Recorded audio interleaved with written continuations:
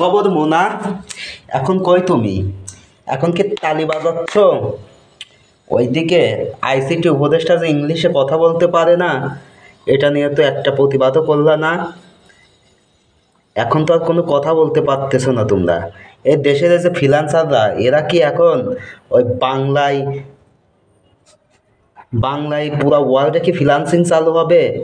ICT উপদেষ্টা হয়েছে অত্যন্ত এই জায়গায় খুবই কষ্ট পাইছি যে একটা আইসিটি উপদেষ্টা ইংলিশে কথা বলতে পারে না। এটা আমাদের বাঙালি জাতির জন্য যেমন দুঃখজনক, তেমনি লজ্জাজনক।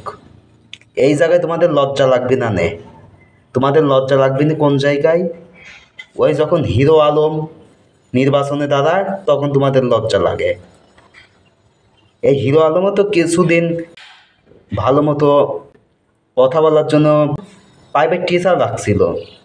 তোমার আইসিটি উপদেষ্টাকে বলা লাগবে যে একটা প্রাইভেট টিচার রেখে আগে ইংরেজি ভাষা শিখতে, তারপরে ওই বিদেশি কূটনীতিকদের সাথে কথা বলা। ঠিক আছে?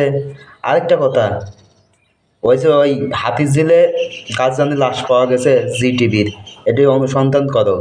মনা, তুমি মিয়া বহুত বাংলাদেশের মানুষের এই ইমোশন দিয়ে ইয়ার্কি মারিছাও। তুমি শেফালির মার খোঁজ খবর নাও।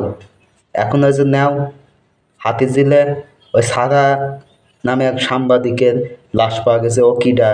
ওই শেফালির মা নাকি আগে খোঁজ নাও। মনা, ভালো থেকো। আল্লাহ হাফেজ।